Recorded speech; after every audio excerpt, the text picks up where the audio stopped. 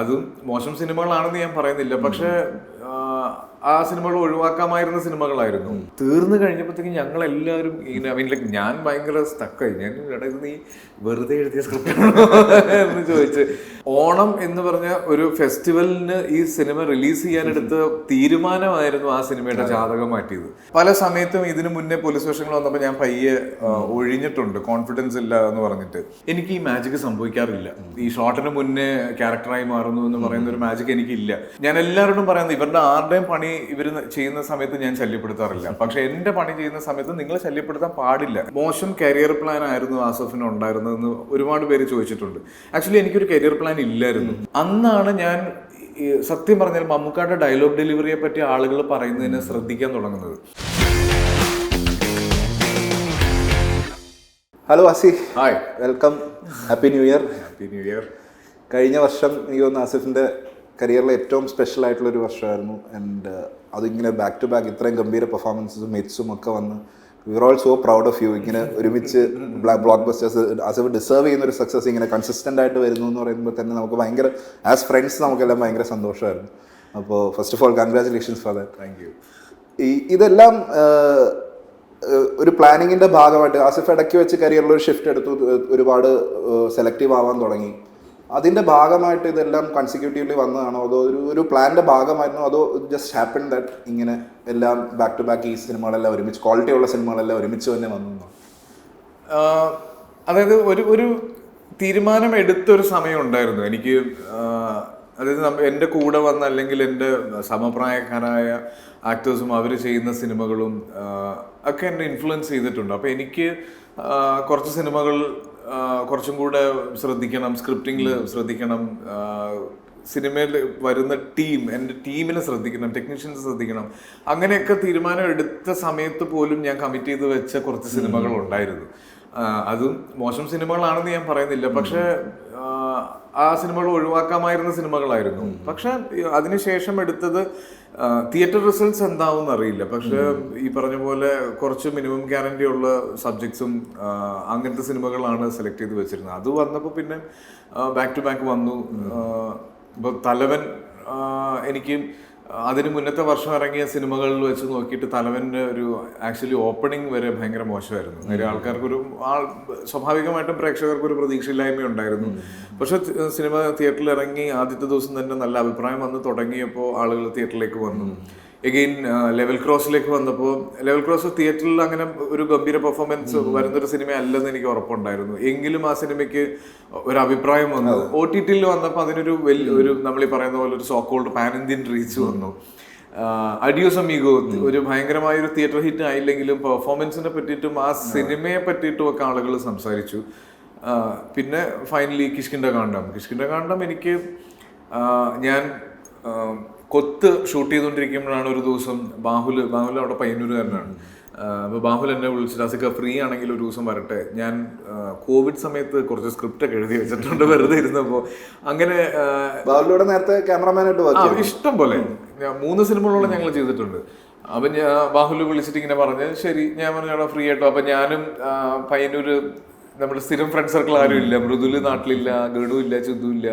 അപ്പം ഞാനും ഷൂട്ട് കഴിഞ്ഞ് വന്ന് പണിയൊന്നും ഇല്ലാതിരിക്കുമ്പോഴത്തേക്കും പെട്ടെന്ന് ബാഹുലും ദിഞ്ചിയും കൂടെ വന്ന് സംസാരിച്ചൊക്കെ ഇരുന്ന് ഇവൻ ഈ സ്ക്രിപ്റ്റ് എടുത്തു വെച്ചിട്ട് അപ്പം എന്നോട് പറഞ്ഞു ഞാൻ നറേറ്റ് ചെയ്യണോ വായിക്കണോ എന്ന് ചോദിച്ചു. അപ്പം ഞാനും വെറുതെ ഇരിക്കാൻ പറ്റും, നമുക്കൊന്ന് വായിക്കാം എന്ന് പറഞ്ഞു. അങ്ങനെ സ്ക്രിപ്റ്റ് വായിച്ച് തുടങ്ങി കഴിഞ്ഞ് പയ്യെ ഇതിൻ്റെ അതൊക്കെ ഇന്നായി. ഇത് തീർന്നു കഴിഞ്ഞപ്പോഴത്തേക്കും ഞങ്ങളെല്ലാവരും ഇങ്ങനെ ലൈക്ക് ഞാൻ ഭയങ്കര സ്റ്റക്കായി. ഞാൻ ഇത് നീ വെറുതെ എഴുതിയ സ്ക്രിപ്റ്റാണോ എന്ന് ചോദിച്ച്. അങ്ങനെയാണ് ശരിക്കും കിഷ്കിന്ദ കാണ്ഡം സംഭവിക്കുന്നതും. അപ്പോഴും ഞാൻ പറഞ്ഞില്ല വിവേക്, എനിക്ക് ഇതൊരു തിയേറ്റർ ഹിറ്റ് ആവുന്നോ ഇത്രയും ശ്രദ്ധ നേടുന്നോ ഒന്നും അറിയില്ല, പക്ഷെ നല്ലൊരു സിനിമയായിരിക്കും എന്നറിയാം. കാര്യം രഞ്ജിത്തിന്റെ കൂടെ ഞാൻ മുന്നേ വർക്ക് ചെയ്തിട്ടുണ്ട്, ബാഹുലിനോട് വർക്ക് ചെയ്തിട്ടുണ്ട്. ഇവർക്ക് രണ്ടുപേർക്കും സിനിമയോടുള്ള പാഷൻ എന്താണെന്ന് എനിക്കറിയാം. അപ്പോൾ അലക്സ് കുര്യൻ എന്ന് പറഞ്ഞാൽ നമ്മളെയൊക്കെ ഒരുമിച്ച് ഒരേ സമയത്ത് സിനിമയിൽ വന്നതാണ് അദ്ദേഹം. അപ്പോൾ അലക്സിൻ്റെ ഒരു പ്രൊഡക്ഷൻ എന്നൊക്കെ ഉള്ള രീതിയിൽ അതങ്ങനെ സംസാരിച്ച് തുടങ്ങി. സിനിമ സംഭവിച്ചു. പക്ഷേ ഓണം എന്ന് പറഞ്ഞ ഒരു ഫെസ്റ്റിവലിന് ഈ സിനിമ റിലീസ് ചെയ്യാനെടുത്ത തീരുമാനമായിരുന്നു ആ സിനിമയുടെ ജാതകം മാറ്റിയത്. അല്ലെങ്കിൽ അത് ഒരു പക്ഷേ OTT-ൽ ഇറങ്ങി കഴിയുമ്പോൾ ആളുകൾ എന്തുകൊണ്ട് ഇത് തിയേറ്ററിൽ ഓടിയില്ല എന്നുള്ള പതിവ് ഡയലോഗ് കേട്ട് ഒതുങ്ങി പോകേണ്ട ഒരു സിനിമയായിരുന്നു. ഓണത്തിന് ഇറങ്ങിയ സിനിമകളുടെ ഒപ്പം ഇത് ഇറങ്ങുകയും ഒരു ഫാമിലി ഓഡിയൻസിന് പറ്റിയ സിനിമ ഏതാണെന്ന് ഉള്ള ചോയ്സിലേക്ക് ഇത് വരികയും ചെയ്തതാണ് കിഷ്കിന്ധാകാണ്ഡത്തിൻ്റെ ഇത്രയും വലിയൊരു വിജയം സംഭവിച്ചത്. അപ്പം എനിക്ക് തോന്നുന്നു ഞാൻ ആയിട്ടെടുത്ത തീരുമാനത്തെക്കാൾ ഒരു ലക്ക് ഫാക്ടർ, എപ്പോഴും ഞാൻ സിനിമയിൽ വിശ്വസിക്കുന്നതാണ്, ഒരു ലക്ക് ഫാക്ടർ ഉണ്ട് ചില കാര്യങ്ങൾ സംഭവിക്കാൻ. അപ്പോൾ അതും കൂടെ ഫേവറബിൾ ആയിട്ട് വന്ന ഒരു വർഷമായിരുന്നു 24. ഇപ്പോൾ 24-ൽ ഇപ്പം ജനറലി ചോദിക്കുകയാണെങ്കിൽ ഇപ്പം ആസിഫിന്റെ വളരെ ഗ്രേറ്റ് വർഷമാണ്, മലയാള സിനിമയ്ക്കും വളരെ വലിയൊരു മികച്ച വർഷം. എൻ്റെ ഏറ്റവും വലിയ പേടി അതായിരുന്നു തലവൻ ഇറങ്ങുമ്പോൾ. കാര്യം മഞ്ഞുമ്മൽ ഇറങ്ങി, പ്രേമലു ഇറങ്ങി, എല്ലാ സിനിമകൾക്കും മികച്ച അഭിപ്രായം നിൽക്കുന്നു. ദൈവമേ, ആദ്യത്തെ പൊട്ട് നമ്മുടെ എന്നുള്ളൊരു പേടി എനിക്കുണ്ടായിരുന്നു. അതെന്തായാലും ഉണ്ടായില്ല. പക്ഷെ ആസിഫിന്റെ കഴിഞ്ഞ വർഷത്തെ സ്വന്തം സിനിമ അല്ലാണ്ട്, എൻ്റെ ഫേവറേറ്റ് സിനിമ എന്തായാലും കിഷ്കിന്ധാകാണ്ഡമാണ്. സ്വന്തം സിനിമകളിലല്ലാണ്ട് ഏറ്റവും ഇഷ്ടപ്പെട്ട സിനിമ ഏതായിരുന്നു കഴിഞ്ഞ വർഷം? ആവേശം. എനിക്ക് ഭയങ്കരമായിട്ട് കാര്യം അങ്ങനെ ഒരു സിനിമ. കാര്യം നമ്മൾക്ക് അറിയാം, നമ്മൾ തന്നെ പല സമയത്ത് മലയാള ഫിലിം ഇൻഡസ്ട്രിയെ പറ്റിയിട്ട് പ്രകൃതി പടങ്ങൾ ചെയ്യുന്നു എന്നൊക്കെ പറഞ്ഞ് നമ്മൾ ബാക്കിയുള്ള ഇൻഡസ്ട്രി ചെയ്യുന്ന സിനിമകൾ ചെയ്യാൻ നമുക്ക് മടിയുണ്ട്. അതായത് ഈ action larger than life characters ഉള്ള സിനിമകൾ ചെയ്യാൻ മടിയുണ്ടെന്ന് പറഞ്ഞിരിക്കുകയും കൃത്യമായ ഒരു ഇക്വേഷനിൽ ഒരു ഗംഭീര പെർഫോമൻസിൽ എനിക്ക് ഫഹദിനോട് അസൂയ തോന്നിപ്പോയ കാര്യം. അത് അങ്ങനെ ഒരു ക്യാരക്ടർ ചെയ്യണമെങ്കിൽ ഒരു ധൈര്യം വേണം. അത്രയും ലൗഡായിട്ട് കൺവിൻസിങ് ആയിട്ട് ചെയ്യാൻ ഒരു ധൈര്യം വേണം. അത് എനിക്ക് ഭയങ്കര, ഒരുപാട് പടങ്ങളുണ്ട്. ഇപ്പൊ ഭ്രമയുഗം ഞാൻ ചെയ്യേണ്ട ഒരു പടമായിരുന്നു, അത് ചെയ്യാൻ പറ്റാത്തതിന് എനിക്കൊരു വിഷമമുണ്ട്. ഞാൻ കഴിഞ്ഞ ദിവസം മമ്മൂക്കാനെ കണ്ടപ്പോൾ ഞാൻ പറഞ്ഞു, എനിക്ക് ആ സിനിമ മിസ്സായതിനേക്കാളും അതിനകത്തൊരു ലാസ്റ്റ് ഷോട്ടുണ്ട്. അർജുൻ വെള്ളത്തിൽ നോക്കി മുഖം കഴുകുമ്പോൾ ഈ വെള്ളത്തിലെ റിഫ്ലക്ഷൻ, ഈ പോറ്റിയുടെ റിഫ്ലക്ഷൻ കാണുന്ന ഒരു ഷോട്ടുണ്ട്. അത് എൻ്റെ അടുത്ത് പറയുമ്പോൾ നറേറ്റ് ചെയ്യുമ്പോൾ എൻ്റെ ഏറ്റവും ഫേവറേറ്റ് ഷോട്ടായിരുന്നു. അപ്പോൾ അത് മിസ്സായതിൻ്റെ ഒരു വിഷമം ഉണ്ടായിരുന്നു എനിക്ക്. പിന്നെ ഒരുപാട് നല്ല സിനിമകൾ ഇറങ്ങിയിട്ടുണ്ട്. ഞാൻ ഇപ്പം മഞ്ഞുമലായാലും, മഞ്ഞുമലിൻ്റെ ആദ്യത്തെ ഡിസ്കഷൻ മുതൽ നമ്മളെല്ലാവരും ഉണ്ടായിരുന്നതാണ്. എഗെയിൻ പ്രേമലു, റോംകോം അല്ലേ, നമ്മുടെ ഇൻഡസ്ട്രിയിൽ അങ്ങനെ ഭയങ്കരമായിട്ട് വളരെ കുറവായിട്ടുള്ളതാണ്. ആ ഒരു ജനറേഷനിൽ വന്ന് നമ്മൾ പലപ്പോഴും ഡിസ്കസ് ചെയ്തിട്ടുണ്ട് റോംകോം ചെയ്യുന്നതിനെ പറ്റിയിട്ട്. അപ്പോൾ അങ്ങനെ ഒത്തിരി ഒരുമാതിരി എല്ലാ സിനിമകളും തന്നെ. ഈ അടുത്താണ് ഞാൻ വാഴ കണ്ടത്. എനിക്ക് തിയേറ്ററിൽ മിസ്സായതായിരുന്നു. എനിക്ക് ഭയങ്കര ഇഷ്ടപ്പെട്ടു. ആ സിനിമ പാക്ക് ചെയ്തിരിക്കുന്ന ഒരു രീതി അടുത്തൊരു ജനറേഷൻ കൂടിയാണ്. അതെ, ശരിക്കും അതിലെ ഹ്യൂമറും ഒക്കെ എനിക്ക് ഭയങ്കരമായിട്ട് കണക്ട് ആയി. അപ്പം ശരിക്കും ഭയങ്കര അഭിമാനം തോന്നിയൊരു വർഷമായിരുന്നു. ഇപ്പോൾ ഒരു ആക്ടർ അല്ലെങ്കിൽ ഒരു സ്റ്റാറിനെ സംബന്ധിച്ച് ഒരു പോലീസ് റോൾ എന്ന് പറയുമ്പോൾ എപ്പോഴും ഒരു വലിയൊരു അച്ചീവ്മെന്റ് പോലെ ഒരു മൈൽ സ്റ്റോൺ ആണ്. എല്ലാ ആക്ടേഴ്സിൻ്റെയും ജീവിതത്തിൽ അവരുടെ പോലീസ് റോളുകൾ എപ്പോഴും ഭയങ്കരമായിട്ട് എടുത്ത് പറയാറുണ്ട്. ആസിഫ് എനിക്ക് ഓർമ്മയുണ്ട്, ആദ്യമായിട്ട് പോലീസ് റോൾ ചെയ്യുന്ന ഇത് താണ്ട പോലീസ്. അന്ന് ആസിഫിന് നല്ല പേര്. ആ സമയത്ത് നമ്മൾ സംസാരിച്ചപ്പോൾ ഓക്കെ, ഇത് അങ്ങനെ ഒരു പോലീസ് റോളല്ല, ഒരു പോലീസ് ഡ്രൈവറാണ് ലേഡീസ് സ്റ്റേഷനിലെ, അപ്പോൾ കുഴപ്പമില്ല, സേഫാണ് എന്നുള്ള സ്ഥലത്ത് നിന്ന് ഇപ്പോൾ വളരെ കോൺഫിഡൻ്റ് ആയിട്ട് കുറ്റവും ശിക്ഷയും, കൂമൻ, തലവൻ, അല്ലെങ്കിൽ ഇപ്പോൾ രേഖാചിത്രം, ഇങ്ങനെയുള്ള സിനിമകളിലേക്ക് വളരെ സീരിയസ് ആയിട്ടുള്ള, വളരെ കമ്മിറ്റഡ് ആയിട്ടുള്ള പോലീസ് ഓഫീസറിൻ്റെ റോൾ വളരെ എക്സൽ ചെയ്ത് ചെയ്യാൻ പറ്റുന്ന ഒരു രീതിയിലേക്ക് ആ കോൺഫിഡൻസ് വളർത്താൻ എത്രത്തോളം ഡിഫിക്കൽട്ടായിരുന്നു? എനിക്കും ഈ ആദ്യത്തെ പോലീസ് വേഷം ഈ ഇത് താണ്ട പോലീസ് ചെയ്ത സമയത്ത് കുറേ കോംപ്ലക്സ് ഉണ്ടായിരുന്നു. കാര്യം നമ്മൾ കണ്ട് ശീലിച്ചപ്പോൾ, ഞാൻ ഈ രേഖാചിത്രത്തിൻ്റെ എല്ലാ ഇൻ്റർവ്യൂവിലും ഞാൻ പറഞ്ഞു, ഒരു പോലീസ് വേഷം ചെയ്യുമ്പോൾ ഞാൻ അനുഭവിച്ച ഏറ്റവും വലിയ വെല്ലുവിളി, നമുക്കൊക്കെ അറിയാവുന്ന പോലീസ് വേഷങ്ങൾ എന്ന് പറഞ്ഞാൽ ഭയങ്കര മസ്കുലറായിട്ടുള്ള, ഭയങ്കര സൂപ്പർ ഹീറോ ആയിട്ടുള്ള, ഇപ്പോൾ സ്വാമിയിൽ വിക്രം ചെയ്ത പോലീസ് ഓഫീസർ, ഓക്കെ, അതെ, ആ ലുക്കാണ് എൻ്റെ മനസ്സിലുണ്ടായിരുന്നത്. ഈ അണ്ടർ കട്ട് ചെയ്തിട്ടുള്ള, ടൈറ്റ് ഷർട്ട് ചെയ്തിട്ടുള്ള, നല്ല ഫൈറ്റ് ചെയ്യുന്നൊരു പോലീസ് ഓഫീസർ. അപ്പോൾ അത് ചെയ്യാനുള്ളൊരു വലുപ്പവും, കാക്കയിലെ പോലീസ് ഓഫീസർ. അപ്പോൾ അതൊക്കെയായിരുന്നു എൻ്റെ മനസ്സിലും ഒരു പോലീസ് വേഷം എന്ന് പറഞ്ഞിട്ടുണ്ടായിരുന്നത്. അപ്പോൾ ഇത് പല സമയത്തും ഇതിനു മുന്നേ പോലീസ് വേഷങ്ങൾ വന്നപ്പോൾ ഞാൻ പയ്യെ ഒഴിഞ്ഞിട്ടുണ്ട്, കോൺഫിഡൻസ് ഇല്ല എന്ന് പറഞ്ഞിട്ട്. അതിനുശേഷം ഞങ്ങൾ വൈറസ് ഷൂട്ട് ചെയ്ത് രാജീവ് രവിയായിട്ട് അത്യാവശ്യം പരിചയമൊക്കെ ആയി കഴിഞ്ഞു. രാജീവേട്ടൻ എൻ്റെ അടുത്ത് വൈറസിൻ്റെ പാക്കപ്പ് ഒക്കെ ആയ സമയത്ത് എൻ്റെ അടുത്ത് നമുക്കൊരു പടം ചെയ്യണ്ടോ എന്ന് ചോദിച്ചു. അപ്പം ഞാനത് അദ്ദേഹം അങ്ങനെ ചോദിക്കുക എന്ന് പറയുന്നത് തന്നെ എനിക്ക് ഭയങ്കര ഒരു ബൂസ്റ്റായിരുന്നു. കുറേ ദിവസങ്ങൾ കഴിഞ്ഞിട്ട് ഞാൻ അണ്ടർ വേൾഡിൻ്റെ ഷൂട്ട് നടക്കുന്ന സമയത്താണ് രാജീവേട്ടൻ എന്നെ വിളിച്ചിട്ട്, ഞാൻ അന്ന് പറഞ്ഞില്ല ഒരു പടം ചെയ്യാം, നമുക്ക് ചെയ്താലോ ചോദിച്ചു. അതേ ചേട്ടാ, എന്താ ചോദിക്കാനുള്ളൂ, ഉറപ്പായിട്ട് നമുക്ക് ചെയ്യാം. അത് ഞാനിങ്ങനെ വരുന്നു, സിബി സാറിൻ്റെ ആ ഇന്റർവ്യൂ വന്നിരുന്നല്ലോ ചരിത്രവനിലൂടെ. അപ്പോൾ എനിക്ക് ഈ എപ്പിസോഡ് അയച്ചു തന്നിട്ട് പറഞ്ഞു, ഈ 3 എപ്പിസോഡ് നീ കാണണം, ഇതാണ് സിനിമ എന്ന് പറഞ്ഞു. അപ്പം ഞാനിത് കണ്ടു തുടങ്ങുമ്പോഴാണ് ഇതൊരു പോലീസ് ഓഫീസറിൻ്റെ വേഷമാണ്. പോലീസ് ഓഫീസറിൻ്റെ നറേഷനിലാണ് ഇത് തുടങ്ങുന്നത്. അപ്പോഴും ഞാൻ കള്ളനായിരിക്കണേ എന്ന് ഓർത്തിട്ടാണ് ഞാനിത് കേട്ട് തുടങ്ങുന്നത്. അങ്ങനെ കേട്ട് വന്നപ്പോൾ എനിക്ക് മനസ്സിലായി ഈ ഓഫീസറിന്റെ ക്യാരക്ടറാണ്, സാജനാണ് ഞാൻ എന്നുള്ളത്. അപ്പം ഞാൻ രാജുവേട്ടനെ വിളിച്ചു പറഞ്ഞു, രാജുവേട്ടാ കൊള്ളാം, എനിക്ക് പരിപാടി ഭയങ്കര വർക്കാണ്, പക്ഷെ ഒരു പോലീസ് ഓഫീസർ അതൊരു CI ഒക്കെ എനിക്ക് ചെയ്യാൻ പറ്റുമോ എന്ന് ചോദിച്ചു. അപ്പം രാജുവേട്ടൻ ചോദിച്ചു എന്താണോ അങ്ങനെ ചോദിച്ചാൽ, അപ്പം ഞാൻ അല്ലാതെ താൻ ആ ഇന്റർവ്യൂവിൽ ഇരിക്കുന്ന ആളെ കണ്ടില്ലേ, മൂപ്പരാണ് ഇതിന്റെ റിയൽ ലൈഫ് പോലീസ് ഓഫീസറാണ് മൂപ്പര്. അപ്പം അത് മതി, അങ്ങനെയല്ലേ നമ്മുടെ നാട്ടിലെ പോലീസുകാരൊക്കെ ഇരിക്കുന്നത്. ആ ഒറ്റ കോൺഫിഡൻസിലാണ് ശരിക്കും കുറ്റവും ശിക്ഷയും ചെയ്തത്. അപ്പം അതില് ഈ പറയുന്ന ഒരു ഡിസിപ്ലിൻഡ് ആയിട്ടുള്ള ബോഡി ലാംഗ്വേജ് കൊണ്ടുവരാൻ ശ്രമിച്ചതായിരുന്നു ആ ക്യാരക്ടറിനകത്ത് കിട്ടിയ ഏറ്റവും വലിയൊരു പോസിറ്റീവ് ആയിട്ടുള്ള ഒരു കാര്യം. പക്ഷെ അതേസമയം അതേ ഓൾമോസ്റ്റ് സിമിലർ പ്ലോട്ടിൽ ഈ പറഞ്ഞ മസ്കുലർ ഒരു മാസ് പോലീസ് ഓഫീസറായിട്ട് കാർത്തി ചെയ്തിട്ടുണ്ട്. അപ്പൊ അത് എപ്പോഴേലും ഒരു കൺസേൺ ആയിരുന്നു ഇത് ചെയ്യുമ്പോൾ? അല്ല, എനിക്ക് ഇത് കഴിഞ്ഞിട്ട് തലവൻ പറഞ്ഞ സമയത്ത് കാർത്തിക് എന്ന് പറഞ്ഞ ആളും ഒരു യങ് ഓഫീസറാണ്. ഇയാൾ സർവീസിലേക്ക് കയറിയിട്ടേ ഉള്ളൂ. അപ്പം സ്വാഭാവികമായിട്ടും ഇയാൾക്ക് ഉണ്ടാകുന്ന ഒരു എനർജി ഉണ്ട്. ഒരു പോലീസുകാരൻ പുതിയതായിട്ട് വരുമ്പോൾ അയാൾ കാണിക്കാവുന്ന എല്ലാ ബോഡി മാനറിസംസും അതിലേക്ക് കൊണ്ടുവരാൻ ശ്രമിച്ചിട്ടുണ്ട്. അതിൻ്റെയൊക്കെ ബേസ് ശരിക്കും ആ കോൺഫിഡൻസ് കിട്ടിയത് ഇതിൽ നിന്നാണ്. പിന്നെ ഞാൻ ചെയ്തത് കൂമനാണ്. കൂമനിൽ വേറെ തന്നെ ഒരു, അതായത് കൂമനിലെ ബേസിക് നറേറ്റീവ് തന്നെ യൂണിഫോമിൽ വരുമ്പോൾ പോലീസുകാരനാണ്, ഇയാള് സിവിലിനായിട്ട് വരുമ്പോൾ ഒരു രീതിയിലും തോന്നില്ല. അത് തന്നെയാണ് ഇയാളുടെ കോംപ്ലക്സും. അപ്പോൾ അതും ഇത് മൂന്ന് ഡിഫറെന്റ് പോലീസ് ക്യാരക്ടേഴ്സ് ആയിരുന്നു. ഇപ്പൊ രേഖാചിത്രത്തിലേക്ക് വരുമ്പോൾ ഈ ഒരു എക്സ്പീരിയൻസിൽ നിന്ന് അടുത്തൊരു പോലീസ് വേഷത്തിലേക്ക് വരികയാണ്. രേഖാചിത്രത്തിൽ വരുമ്പോൾ എൻ്റെ ഏറ്റവും വലിയ പ്രശ്നം എന്ന് പറഞ്ഞാൽ ഈ 3 പോലീസ് വേഷങ്ങൾക്കും 3 മാനറിസം ഞാൻ കൊടുത്തു, 3 രീതിയിൽ ട്രീറ്റ് ചെയ്തു എന്ന് ഭയങ്കരമായി ഡിസ്കസ് ചെയ്യപ്പെട്ടതുകൊണ്ട് 4ാമത്തെ പോലീസ് വേഷത്തിനെ പറ്റി ആളുകൾ ഭയങ്കരമായിട്ട്, ഇപ്പൊ ഞാൻ പോയ പ്രൊമോഷണൽ ഇന്റർവ്യൂലൊക്കെ ആൾക്കാർ കണ്ട് എങ്ങനത്തെ പോലീസ് ഓഫീസറാണ്. അപ്പൊ എനിക്ക് അതിൻ്റെ ഒരു പേടിയുണ്ട്. പക്ഷേ അഗെയിൻ ക്യാരക്ടേഴ്സ് എൻറ്റയർലി ഡിഫറെൻ്റ് ആണ് ഇവരെല്ലാവരും. അപ്പൊ അതിൻ്റെതായ ഡീറ്റെയിലിങ്ങിലേക്ക് പോകുമ്പോൾ എനിക്ക് തോന്നുന്നു ഈ ക്യാരക്ടറിന് ഒരു ഐഡന്റിറ്റി ഉണ്ട്. ആസിഫ് ഞാൻ ശ്രദ്ധിച്ചിട്ടുണ്ട്, ഇപ്പം എല്ലാ സെറ്റിലും ഞാൻ കൂടെ വർക്ക് ചെയ്തിട്ടുള്ളതുകൊണ്ട് കൂടി അറിയാം, എല്ലാ സെറ്റും ആസിഫ് ഭയങ്കരമായിട്ട് ഓൺ ചെയ്ത് അവിടെയുള്ള എല്ലാവരെയും ഒരു ഫ്രണ്ട്സാക്കി വളരെ ഒരു ഹാപ്പി അറ്റ്മോസ്ഫിയറിലാണ് ആസിഫ് പോകുന്നത്. മിക്കവാറും സെറ്റുകൾ കാണാൻ വന്നിട്ടുള്ളപ്പോഴൊക്കെ ആ ഒരു വൈബ് കിട്ടും. അങ്ങനെ അല്ലാത്ത സിറ്റുവേഷൻസ് ഉണ്ടായിട്ടുണ്ടോ എപ്പോഴെങ്കിലും? ആസിഫിന് ആ ഒരു ഫ്രീഡമോ അല്ലെങ്കിൽ ആ ഒരു ചാം കൊണ്ട് എല്ലാവരെയും കയ്യിലെടുക്കാൻ പറ്റാത്തൊരു സിറ്റുവേഷൻ വന്നിട്ടുണ്ടോ? അത് വർക്ക് ചെയ്തിട്ട് എന്തെങ്കിലും ബുദ്ധിമുട്ടുകൾ ഉണ്ടായിട്ടുണ്ടോ? ഇല്ല, എനിക്കത് ഞാൻ പേർപ്പസ്ഫുള്ളി ക്രിയേറ്റ് ചെയ്യും. അത് ക്രിയേറ്റ് ചെയ്യുന്ന വെച്ചാൽ എനിക്ക് അങ്ങനെ ഒരു അറ്റ്മോസ്ഫിയറിൽ വർക്ക് ചെയ്യാൻ പറ്റുള്ളൂ. കാര്യം എനിക്ക് പോയിട്ട് അവിടെ ഒരു ഭയങ്കര ഒഫീഷ്യൽ ആയിട്ടുള്ളൊരു അറ്റ്മോസ്ഫിയർ വന്നു കഴിഞ്ഞാൽ ഞാൻ പാനിക്കാവും. എനിക്കിപ്പോഴും ഫസ്റ്റ് ഡേ ഫിയർ ഉള്ള, ഫസ്റ്റ് ഷോട്ട്, ഒരു ദിവസത്തെ ഫസ്റ്റ് ഷോട്ട് എടുക്കുമ്പോൾ പേടിയുള്ള ഒരു ആക്ടറാണ് ഞാൻ. അപ്പോൾ എനിക്കത് ഭയങ്കര കംഫർട്ടബിൾ ആയിരിക്കണം. എൻ്റെ സിനിമ സംഭവിക്കുന്നതിന് മുന്നേ എൻ്റെ ടീം, എൻ്റെ ഫ്രണ്ട്സ് ആവുക എന്ന് പറഞ്ഞ ഒരു പേർപ്പസ് ഞാൻ അറിഞ്ഞോ അറിയാതെ സംഭവിക്കാറുണ്ട്.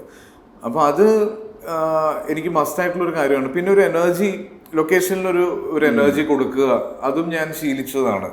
എനിക്ക് ഒരു പക്ഷെ ഞാൻ ചെയ്ത സിനിമകളിൽ, ഇപ്പം നമ്മൾ കിളിപോയൊക്കെ ചെയ്ത സമയത്ത് ഞാൻ ആസ്വദിച്ചിരുന്ന ഒരു ഫ്രീഡം ഉണ്ട് ഫ്രണ്ട്സിൻ്റെ കൂടെ സിനിമ ചെയ്യുന്നത്. അപ്പോൾ അത് ആണ് ഞാൻ ഇപ്പോഴും ഫോളോ ചെയ്യുന്നത്. എനിക്ക് അതിപ്പോൾ ഒരു സീനിയർ സംവിധായകനായാലും ആസിഫ് അത് എനിക്കിപ്പോൾ അങ്ങനെ കിട്ടിയിട്ടുള്ളവരെല്ലാവരും അതിൽ ഓക്കെ ആയിരുന്നു. ഇപ്പം സിബിസാറിൻ്റെ കൂടെ വർക്ക് ചെയ്യുമ്പോൾ പോലും സിബിസാറിൻ്റെ മുന്നിൽ നമ്മൾ കുറച്ച് റെസ്പെക്ട് ഒക്കെ കാണിക്കുമെങ്കിലും സാർ എനിക്ക് അതിനുള്ളൊരു സ്പേസ് എപ്പോഴും തന്നിട്ടുണ്ട്. നമ്മൾ തമാശകൾ ഒപ്പിക്കാറുണ്ട്, പ്രാങ്ക് ചെയ്യാറുണ്ട് ലൊക്കേഷനിൽ, സാറിൻ്റെ കൂടെ ഫുഡ് കഴിക്കാൻ പോകാറുണ്ട്. അപ്പം എല്ലാവരും പ്രിഫർ ചെയ്യുന്നത് അങ്ങനത്തെ ഒരു അറ്റ്മോസ്ഫിയറാണ്. പിന്നെ ഓട്ടോമാറ്റിക്കലി നമ്മൾ ഇത്രയും ദിവസം ഷൂട്ട് ചെയ്യുന്നു, വീട്ടിൽ നിന്ന് മാറി നിൽക്കുന്നു, വളരെ കമ്മിറ്റഡ് ആയിട്ട് സിനിമയെ കാണുന്ന ആളുകളുടെ കൂടെ വർക്ക് ചെയ്യുന്നു. അപ്പോൾ ഇവർക്ക് എല്ലാവർക്കും എവിടേക്കും ഒരു വേവ് ലെങ്ത് മാച്ച് ആവും. അപ്പോൾ അതേപോലെ ആസിഫും പലരും പറഞ്ഞിട്ടുണ്ട്, ആസിഫും പറഞ്ഞിട്ടുണ്ട്, അപ്പോൾ ആസിഫിന് ആ ഷോട്ടിന് തൊട്ട് മുമ്പത്തുള്ള ആ സൈലൻസ് ഭയങ്കര ഇമ്പോർട്ടൻ്റ് ആണ്. ആ സമയത്ത് ശല്യം വന്നാൽ ഭയങ്കര അജിറ്റേറ്റഡ് ആവുന്നുള്ളത്. ആ സമയത്ത് ജസ്റ്റ് ബിഫോർ ദ ഷോട്ട്, ഇപ്പോൾ ലാലേട്ടനൊക്കെ പറയാറുണ്ട് ഒരു ബ്ലെസ്സിങ്, എന്തെങ്കിലും എന്നെ കൊണ്ട് ചെയ്യാൻ പറ്റണേ എന്നുള്ളൊരു പ്രാർത്ഥനയാണ് ഷോട്ടിന് മുമ്പ് ചെയ്യാറുള്ളതെന്ന്. ആസിഫിന്റെ തലയിൽ എന്താണ് പോകാറുള്ളത് ആ ഒരു ഷോട്ട്, ഒരു second before the shot begins? എൻ്റെ ഒരു വലിയ പ്രശ്നം ഇതാണ്. കാര്യം എനിക്ക് ഈ മാജിക് സംഭവിക്കാറില്ല. ഈ ഷോട്ടിന് മുന്നേ ക്യാരക്ടറായി മാറുന്നു എന്ന് പറയുന്ന ഒരു മാജിക് എനിക്കില്ല. എനിക്കൊരു 10,000 കാര്യങ്ങൾ എൻ്റെ തലയിൽ വർക്ക് ചെയ്തുകൊണ്ടിരിക്കുന്നുണ്ടാവും. ചിലപ്പോൾ റിഹേഴ്സലിന് ചെയ്ത കുറച്ച് കാര്യങ്ങൾ റീകളക്ട് ചെയ്ത് ടേക്കിന് മാറ്റി ചെയ്യണം എന്ന് തോന്നാറുണ്ട്. അപ്പോൾ ഇങ്ങനെ ഭയങ്കര കാൽക്കുലേറ്റഡ് ആയിട്ടാണ് പല സമയത്തും ഞാൻ ഷോട്ടിന് നിൽക്കുന്നത്. അപ്പോൾ ഈ കാൽക്കുലേഷനൊക്കെ നമ്മുടെ മുഖത്ത് വരാതിരിക്കുകയും ചെയ്യണം. ഇത് മാക്സിമം നാച്ചുറൽ ആക്കാനുള്ള എഫേർട്ട് ഇതിലിടണം. അപ്പോൾ അങ്ങനെ ഒരു ഫാക്ടറി പോലെയാണ് പല സമയത്തും തല വർക്ക് ചെയ്തുകൊണ്ടിരിക്കുന്നത്. അപ്പോഴാണ് ഇങ്ങനെ ഡിസ്ട്രാക്ഷൻ വരുമ്പോൾ ഞാൻ എല്ലാവരോടും പറയുന്നത്, ഇവരുടെ ആരുടെയും പണി ഇവർ ചെയ്യുന്ന സമയത്ത് ഞാൻ ശല്യപ്പെടുത്താറില്ല. പക്ഷെ എൻ്റെ പണി ചെയ്യുന്ന സമയത്ത് നിങ്ങൾ ശല്യപ്പെടുത്താൻ പാടില്ല. എനിക്ക് ആ സ്പേസ് വേണം. അത് ഞാൻ ഡിമാൻഡ് ചെയ്യും. എനിക്ക് കാര്യം ഞാനിങ്ങനെ ഇൻറ്റൻസ് ആയിട്ടുള്ള എന്തെങ്കിലും ഒരു ഷോട്ട് എടുക്കും, പെർഫോം ചെയ്യുന്നതിൻ്റെ ഇടയിൽ ഒരാളുടെ ശബ്ദം വന്നു കഴിഞ്ഞാൽ ചിലപ്പോൾ ഞാൻ ഇങ്ങനെ പോകും. അത്രയും പൂവർ കോൺസെൻട്രേഷൻ ലെവലുള്ള ഒരാളാണ് ഞാൻ. അപ്പം ഞാനത് എല്ലാവരോടും ഇപ്പം ബേസിക്കലി ഷോട്ട് എടുക്കുമ്പോൾ ഐലൈനിലെ ആൾക്കാർ വന്ന് നിൽക്കുമ്പോൾ അത് ഞാൻ മാത്രമല്ല, എൻ്റെ കോആക്ടേഴ്സ് പല സമയത്തും ബുദ്ധിമുട്ടുമ്പോൾ ഞാൻ പറഞ്ഞു കൊടുക്കാറുണ്ട്, അവിടെ മാറ്റി നിർത്താൻ പറയും. പാർവതി ഇന്റർവ്യൂ ചെയ്തപ്പോൾ പാർവതി പറഞ്ഞിട്ടുണ്ട് ആസിഫിന്റെ ഒരു ഭയങ്കര നല്ലൊരു ക്വാളിറ്റിയാണ്. എനിക്ക് അത് കാര്യം എത്രത്തോളം കംഫർട്ടബിൾ ആവാൻ പറ്റുമോ അത്രത്തോളം കംഫർട്ടബിൾ ആകുമ്പോഴാണ് ഒരു ആക്ടർ ഈ മതിമറന്ന് അഭിനയിക്കുക എന്നൊക്കെ പറയില്ല, അങ്ങനത്തെ ഒരു സുഖം കിട്ടുന്നത്. ഇപ്പം ഞാൻ 1-2 പേരുടെ നേരത്തെ ചോദിച്ചിട്ടുണ്ട്. ഇപ്പം നമ്മുടെ ഒരു 80s 90s കാലഘട്ടത്തിലുള്ള ആക്ടേഴ്സ്, ഇപ്പം ലീഡ് ആക്ടേഴ്സ് മമ്മൂക്കയും ലാലേട്ടനൊക്കെ 36 സിനിമകളൊക്കെ ഒരു വർഷം ചെയ്ത സിറ്റുവേഷൻസ് ഉണ്ടായിരുന്നു. ഇതിലൊന്നും പലതിനും സ്ക്രിപ്റ്റുകൾ ഉണ്ടായിട്ടുണ്ടാവില്ല. പക്ഷേ ഇതിൽ ഇപ്പോൾ നമ്മൾ തിരിഞ്ഞു നോക്കുമ്പോൾ ഇതിലെല്ലാം ഗംഭീര പെർഫോമൻസുകളും ഗംഭീര സിനിമകളും ഒക്കെയാണ്. കൂടുതൽ സിനിമകൾ ചെയ്യുന്നതിൽ നിന്ന് കിട്ടുന്ന എക്സ്പീരിയൻസിലൂടെ ഒരു ആക്ടർക്ക് ഗ്രോ ചെയ്യാം എന്നുള്ളൊരു സംഭവമായിരുന്നു അന്ന് നമ്മൾ കണ്ടുകൊണ്ടിരുന്നത്. ഇപ്പോൾ പക്ഷേ ഇപ്പോഴത്തെ യങ് നടന്മാരെല്ലാം വളരെയധികം സെലക്റ്റീവാണ്, ഫോക്കസ്ഡ് ആണ്. അവർ ഒരു സ്ക്രിപ്റ്റിൽ ഒരുപാട് വർക്ക് ചെയ്തിട്ടാണ് സിനിമകൾ ചൂസ് ചെയ്യുകയും ചെയ്യുന്നത്. പക്ഷേ ആസിഫ് ഇത് രണ്ടും ചെയ്തിട്ടുണ്ട്. വന്ന സിനിമകളെല്ലാം ഒരു പോയിന്റിൽ ചെയ്തിട്ടുണ്ട്. ഇപ്പോൾ കുറെ കൂടെ സെലക്റ്റീവായിട്ട് ചെയ്യുന്നുണ്ട്. എക്സ്പീരിയൻസ് ഗെയിൻ ചെയ്തത് ആ ഒരു ഫേസിൽ നിന്നാണോ അതോ ഇപ്പോഴത്തെ ഒരു ഫേസിൽ അത് ഹെൽപ്പ് ചെയ്യുന്നുണ്ടോ? എങ്ങനെയാണ്? ഉറപ്പായിട്ടും എൻ്റെ അടുത്ത് പല സമയത്തും ഞാൻ ചോദിച്ചിട്ടുണ്ട്, എൻ്റെ ഒരു മോശം കരിയർ പ്ലാൻ ആയിരുന്നു ആസിഫിന് ഉണ്ടായിരുന്നതെന്ന് ഒരുപാട് പേര് ചോദിച്ചിട്ടുണ്ട്. ആക്ച്വലി എനിക്കൊരു കരിയർ പ്ലാൻ ഇല്ലായിരുന്നു. എനിക്ക് അറിയാം സിനിമയോട് ഭയങ്കര എക്സൈറ്റ്മെന്റ് ആണ്. അപ്പം എൻ്റെ അടുത്തേക്ക് വന്ന എനിക്ക് ചെയ്യാൻ പറ്റാത്ത, ഞാൻ ചെയ്യാൻ പാടില്ലാത്തതായ സിനിമകളും ഒക്കെ ഞാൻ ചെയ്തിട്ടുണ്ട്. അത് നമുക്ക് ഒരു ചെറിയ എലമെന്റ് കേൾക്കുമ്പോൾ അതിനൊക്കെ ഭയങ്കര നമ്മൾ കണ്ടിട്ടുള്ള ചില ക്യാരക്ടേഴ്സിനെ റിക്കളക്ട് ചെയ്യും, ചില സിനിമകൾ ഓർമ്മ വരും, ചില പെർഫോമൻസസ് ഓർമ്മ വരും. അപ്പോൾ അങ്ങനെ തോന്നുന്ന എല്ലാ സിനിമയും ഞാൻ ചെയ്ത് പാളിപ്പോയിട്ടുണ്ട്. അപ്പം ആ സമയത്തൊക്കെ ആൾക്കാരെന്നോട് ചോദിച്ചിട്ടുണ്ട് എന്തിനാണ് ഇത്രയും സിനിമകൾ ചെയ്യുന്നത്. ആ ചോദ്യം ഞാൻ മനസ്സിലാക്കിയത് ഈ കുറച്ച് നാൾക്ക് മുന്നെയാണ്. ഇത്രയും സിനിമകൾ വാരി വലിച്ച് ചെയ്യരുത്, നോ പറയേണ്ടടുത്ത് നോ പറയണം. അപ്പം ഞാൻ അന്ന് ചെയ്തതിനെ പറ്റിയിട്ട് ഞാൻ റിഗ്രറ്റ് ചെയ്യണ്ടോ എന്ന് ചോദിച്ചാൽ ഇല്ല. അതിൽ നിന്നൊക്കെ ഞാൻ ഗെയിൻ ചെയ്ത ഒരു എക്സ്പീരിയൻസസ് എനിക്ക് ഇപ്പോൾ ഭയങ്കരമായിട്ട് പല സമയത്തും എനിക്ക് തോന്നുന്നു ഒരു ആക്ടിങ് സ്കൂളിൽ പോയി പഠിക്കാൻ പറ്റുന്നതിനേക്കാളൊക്കെ ഒരുപാട് നല്ല കാര്യങ്ങൾ ഞാൻ സിനിമകൾ ചെയ്ത് പഠിച്ചു. കുറച്ച് എക്സ്പെൻസീവ് ആയിരുന്നു പഠിച്ചത്. പക്ഷെ അതെനിക്ക് ഇപ്പോൾ ഭയങ്കരമായിട്ട് ഗുണം ചെയ്യുന്നുണ്ട്. ഇപ്പോൾ പല സിനിമകളും പല സ്ക്രിപ്റ്റുകളും പല സിറ്റുവേഷൻസും വരുമ്പോൾ അത് ഒന്ന് കറക്റ്റ് ചെയ്ത് കൊടുക്കാൻ ഉള്ള, അല്ലെങ്കിൽ അതിനെപ്പറ്റി ഒന്ന് മാറ്റി ചിന്തിച്ചാലോ എന്ന് ചോദിക്കാനുള്ള ഒരു വിസ്ഡം വരെ എനിക്ക് തോന്നുന്നു പഴയ ഒരു ഇതിന്ന് എനിക്ക് കിട്ടിയിട്ടുണ്ട്. അപ്പോൾ അത് ഈവൻ എൻ്റെ ഡബ്ബിങ്ങിലായാലും ഞാൻ യൂഷ്വലി സംസാരിക്കുമ്പോൾ എനിക്ക് ഇത്രയും സ്പീഡിൽ സംസാരിക്കുന്ന ഒരാളാണ്. അപ്പോൾ അത് കൺട്രോൾ ചെയ്തു. ക്യാരക്ടേഴ്സിനെ ഇപ്പോൾ അഡ്വഞ്ചേഴ്സ് ഓഫ് ഓമനക്കുട്ടൻ എന്ന് പറഞ്ഞ സിനിമയ്ക്ക് ശേഷമാണ് ക്യാരക്ടർ ഡീറ്റെയിലിങ്ങിനെ പറ്റി ഞാൻ ചിന്തിക്കാൻ തുടങ്ങിയത്. അപ്പോൾ അങ്ങനെയൊക്കെ ഉള്ള സിനിമകൾ സംഭവിച്ചു. അത്രയും ആളുകളുടെ കൂടെ വർക്ക് ചെയ്തുകൊണ്ടാണ് എനിക്ക് തോന്നുന്നത് ഇപ്പോൾ ഈ പറയുന്ന പല സിനിമകൾ ഇറങ്ങുമ്പോഴും ഞാൻ പോലും അറിയാത്തതിനെ പറ്റിയിട്ട് ആളുകൾ ഡിസ്കസ് ചെയ്യുന്നുണ്ട്, പെർഫോമൻസിനെ പറ്റിയിട്ട്. അതൊക്കെ അങ്ങനെ കിട്ടിയതാണ്. പിന്നെ ഈ സെലക്റ്റീവായിട്ട് സിനിമകൾ ചെയ്യുന്നു എന്ന് പറയുന്ന പുതിയ ജനറേഷന് അത്തരം കഴിവുള്ള ആളുകളുണ്ട്. അവർക്ക് സർവൈവ് ചെയ്യാൻ പറ്റുന്നുണ്ട്. അത് പറ്റാത്ത ആളുകളെല്ലാം പോകുന്നുണ്ട്. എഗെയിൻ സ്ക്രിപ്റ്റിംഗ് ഓരോ സിനിമയ്ക്കും ഓരോ രീതിയിലാണ്. ചില സിനിമകൾ നമ്മൾ എഴുതിയ സ്ക്രിപ്റ്റുകൾ അങ്ങനെ തന്നെ ലൊക്കേഷനിൽ വന്ന് അങ്ങനെ തന്നെ പെർഫോം ചെയ്ത്, അത് ഇപ്പോൾ കിഷ്കിൻ്റെ കാണ്ഡം അങ്ങനത്തെ ഒരു സിനിമയാണ്. അനുരാഗ കരിക്കും വെള്ളം പക്ഷെ നേരെ ഓപ്പോസിറ്റാണ്. അനുരാഗ കരിക്കും വെള്ളത്തിൻ്റെ ഒരു ബേസ് ലൈൻ വെച്ചിട്ടാണ് നമ്മൾ വർക്ക് ചെയ്തത്. അതും ഖാലിദ് റഹ്മാൻ എന്ന് പറഞ്ഞ സംവിധായകൻ്റെ തലയിൽ കൂടെ മാത്രം ഉണ്ടായ ഒരു സിനിമയാണ്. നമ്മൾ പല സീൻസും ഈ സീൻ പ്ലാൻ ചെയ്യുന്നതിന് മുന്നേ സീൻ പേപ്പർ എടുത്ത് നമ്മൾ തലേന്ന് രാത്രിയൊക്കെ നമ്മളിരുന്ന് ഡിസ്കസ് ചെയ്യുമ്പോൾ ഇങ്ങനെ ഇതാണ് സീനിലുള്ളത്, നമ്മളെന്താ ചെയ്യാൻ പോണേ എന്നാണ് ഇവൻ ചോദിക്കുക. അപ്പോൾ ഷോട്ട് എടുക്കുന്നതിന് മുന്നേ സീൻ മാറും, ഡയലോഗ്സ് മാറും. ചില ഡയലോഗ്സ് അത് സിങ് സൗണ്ട് ആയിരുന്നു. അപ്പൊ ചില ഡയലോഗ്സ് സൗണ്ട് സ്ക്രിപ്റ്റിലേക്ക് വിടും, അതിന്റെ ഷോട്ട് വേണ്ടെന്നില്ല. അപ്പൊ അങ്ങനെ ഇവോൾവ് ചെയ്യുന്ന സിനിമകളുണ്ട്. തലവൻ നമ്മളൊരു ബേസിക് സ്ക്രിപ്റ്റ് ആദ്യം ഉണ്ടായിരുന്നു. സീൻ ഓർഡറിൽ ഷൂട്ട് ചെയ്ത് പോയൊരു സിനിമയാണ് തലവൻ. അപ്പൊ അതിങ്ങനെ ഷൂട്ട് ചെയ്ത് വന്ന് ഒരു എന്താ പറയുക, ഒരു കുറ്റാന്വേഷണം ആയതുകൊണ്ട് തന്നെ ഇതിന് നമുക്ക് എഴുതിയപ്പോൾ ഉണ്ടായിരുന്നതിനേക്കാൾ വിസിബിലിറ്റി ചെയ്തു വരുമ്പോൾ കിട്ടും. അപ്പം ആവശ്യമുള്ള സാധനങ്ങൾ കളയാം, ആവശ്യമുള്ളത് എഴുതി കയറ്റാം. അപ്പം അതും ഇതുപോലെ ഇവോൾവ് ചെയ്തൊരു സിനിമയാണ്. അപ്പം ഓരോ സ്ക്രിപ്റ്റിങ്ങിനാണെങ്കിൽ ഞാൻ പേഴ്സണലി എക്സ്പീരിയൻസ് ചെയ്തിട്ട് ഓരോ സിനിമയ്ക്കും ഓരോ മെത്തേഡാണെന്നാണ് എനിക്ക് തോന്നുന്നത്. ഇപ്പോൾ ആസിഫ് പറഞ്ഞു മറ്റേ ഡബ്ബിങ്ങിൻ്റെ കാര്യം. ഇനീഷ്യലി ആസിഫിന് ഒരുപാട് ക്രിറ്റിസിസംസ് വന്നിരുന്നതാണ് സൗണ്ട് മോഡുലേഷനും ഡബ്ബിങ്ങിനും ഒക്കെ. ഇപ്പോൾ പക്ഷേ നോക്കുമ്പോൾ വളരെയധികം ന്യൂവാൻസ്ഡ് ആയിട്ട് ഇപ്പം തലവനിലായാലും കുറ്റവും ശിക്ഷയിലായാലും എല്ലാം വളരെ പെർഫെക്റ്റ് ആയിട്ട് റെൻഡറിങ്ങും ഡയലോഗ്സും ഒക്കെ വളരെ ബ്യൂട്ടിഫുൾ ആയിട്ട് കൈകാര്യം ചെയ്യുന്നുണ്ട്. ഇത് എപ്പോഴാണ് ഈ ഒരു ഇവോൾവിങ് വന്നത് ഡബ്ബിങ്ങിനായിട്ട്? ഇതിന് പ്രത്യേകമായിട്ട് എന്താണ് ആസിഫ് എടുത്തൊരു മെത്തേഡ്? ഞാൻ അപൂർവരാഗം കഴിഞ്ഞ് നിൽക്കുന്ന സമയത്ത് ഒരു ദിവസം പനമ്പള്ളി നാട്ടിൽ വെച്ചിട്ട് മമ്മൂക്കാനെ കണ്ടു. മമ്മൂക്കായുടെ ഒരു ലൊക്കേഷനിൽ ആദ്യത്തെ പ്ലേ ഹൗസ് ആയിരുന്നു ഋതു ഡിസ്ട്രിബ്യൂഷൻ. അപ്പോൾ ആ സമയം പോലെ അദ്ദേഹമായിട്ടൊരു പരിചയമുണ്ട്. അപ്പോൾ ഒരു ഷൂട്ടിംഗ് ലൊക്കേഷനിൽ കണ്ടു. അപ്പോൾ ജോർജ് ചേട്ടനെ വെച്ചിട്ടുണ്ട്. ജോർജ് ചേട്ടാ ചെല്ല് കാണും എന്നൊക്കെ പറഞ്ഞപ്പോൾ ഞാൻ ഇങ്ങനെ ചെന്ന് മമ്മൂക്കാനെ ആദ്യമായിട്ടാണ് ഒറ്റയ്ക്ക് കാണുന്നത്, ഫ്രീ ആയിട്ട്. അപ്പം മൂപ്പര് ഇങ്ങനെ ഞാനിപ്പോൾ സിബിയുടെ പടം കണ്ടു, രസമുണ്ട്, പക്ഷേ ഡബ്ബിങ് ശ്രദ്ധിക്കണം, ഡബ്ബിങ് പ്രശ്നമാണ്, എന്തിനാ ഇങ്ങനെ ഷൗട്ട് ചെയ്യണം എന്ന് ചോദിച്ചു എൻ്റെ അടുത്ത്. അപ്പം ഞാൻ അപ്പോൾ എന്ത് ചെയ്യേണ്ടതെന്ന് പറയുമ്പോൾ പുള്ളി ഇങ്ങനെ എക്സ്പീരിയൻസ് ഉള്ള ആൾക്കാർ ഡബ് ചെയ്യുമ്പോൾ പോയിരുന്ന് കാണണം എന്ന് പറഞ്ഞു. അപ്പം ഞാനത് അങ്ങനെ മനസ്സിൽ വെച്ചിട്ട് ഈ ആരുടെ ഡബ്ബിങ് കാണും എന്നുള്ളൊരു ഐഡിയ ഇല്ല. പിന്നെ കുറേ ദിവസങ്ങൾ കഴിഞ്ഞ് നമുക്ക് ജയരാജ് സാറിൻ്റെ ഒരു പടം ഡബ് ചെയ്തുകൊണ്ടിരിക്കുമ്പോൾ വിസ്മയ സ്റ്റുഡിയോയുടെ പുറത്ത് 369 കിടക്കുന്നു. അപ്പം ഞാനിങ്ങനെ പോയിട്ട് ഇത് കൊള്ളാം. അപ്പം ഞാൻ പയ്യെ നോക്കിയപ്പോൾ ജോർജ് ചേട്ടൻ പുറത്ത് വയ്ക്കുന്നുണ്ട്. അപ്പം ഞാൻ ജോർജ് ചേട്ടാ ഒന്ന് കാണാൻ പറ്റും. ജോർജ് ചേട്ടാ കയറി എന്ന് പറഞ്ഞ് ചെല്ലുമ്പം നമുക്ക് മേളിലാണുള്ളത്, ഭക്ഷണം കഴിക്കും എന്തോ ആണ്. അപ്പം ഞാൻ താഴെ ഡബ് ഷൂട്ടിൻ്റെ പുറത്ത് നിൽക്കുമ്പോൾ നമുക്ക് ഇങ്ങനെ ഇറങ്ങി വന്നിട്ട് എന്നോട് ചോദിച്ചു എന്താ ഇവിടെ വെക്കണേ? ഞാൻ പറഞ്ഞു ഇങ്ങനെ ഡബ്ബിങ് കാണാൻ വന്നതാണ്. എന്തിനാ ഡബ്ബിങ് കാണണേ? അല്ല പഠിപ്പിക്കാൻ ഞാനാരാ? അപ്പം ഞാൻ അല്ല നമുക്കൊന്ന് ബാ എന്ന് പറഞ്ഞ് എന്നെ നേരെ സ്റ്റുഡിയോയുടെ അകത്തുമല്ല ബൂത്തിൻ്റെ അകത്ത് കസേരയിൽ ഇരുത്തിയിട്ട് മൂപ്പര് ഒരു ഷോട്ട് പ്ലേ ചെയ്തു. അപ്പോൾ കുറച്ച് ഡയലോഗ്സ് ഉണ്ട് അതിൻ്റെ അകത്ത്. ഈ ഡയലോഗ്സ് പല രീതിയിൽ ഇദ്ദേഹം ഡബ് ചെയ്ത് കാണിച്ചു. അതായത് ഓരോ വാക്കിന് നമ്മൾ കൊടുക്കുന്ന സ്ട്രെസ്സ് മാറുമ്പോൾ ഇതിൻ്റെ മീനിങ് മാറുന്നത് എങ്ങനെയാണ്, നമ്മൾ ഡബ് ചെയ്തപ്പോൾ അഭിനയിച്ച സമയത്ത് മോശമായത് ഡബ് ചെയ്ത് എങ്ങനെ നന്നാക്കാം, എങ്ങനെ ഓവർലാപ്പ് ചെയ്ത് ഡബ് ചെയ്യാം. ഇങ്ങനെ എനിക്കറിയില്ല ഒരു ഇൻസ്റ്റിറ്റ്യൂട്ടിൽ പോലും ഇത്രയും ഷോർട്ട് ടൈമിൽ ഇത്രയും കാര്യങ്ങൾ പറഞ്ഞു കൊടുക്കാൻ പറ്റുമെന്ന്. അന്നാണ് ഞാൻ സത്യം പറഞ്ഞാൽ മമ്മൂക്കായുടെ ഡയലോഗ് ഡെലിവറിയെ പറ്റി ആളുകൾ പറയുന്നതിനെ ശ്രദ്ധിക്കാൻ തുടങ്ങുന്നത്. ഇദ്ദേഹം സ്ലാങ് കൈകാര്യം ചെയ്യുന്ന രീതി, ഭാഷ ഉപയോഗിക്കുന്ന രീതി, ഇദ്ദേഹത്തിൻ്റെ ശബ്ദത്തിൻ്റെ ത്രോ പല സമയത്തും നമുക്കിപ്പം കഥ തുടരുന്നു എന്ന് പറഞ്ഞ സിനിമയുടെ ക്ലൈമാക്സിൽ അദ്ദേഹത്തിൻ്റെ പെർഫോമൻസിൽ ശബ്ദം ഇടറുന്നത് നമുക്കിത് എനിക്ക് മനസ്സിലാവും. നമ്മൾ പെർഫോം ചെയ്യുന്ന സമയത്ത് ആണെങ്കിൽ ഇതിനൊരു ഒറിജിനാലിറ്റി ഉണ്ട്, നമ്മൾ ആ മൂഡിൽ അറ്റ്മോസ്ഫിയറിൽ ചെയ്യുമ്പോൾ.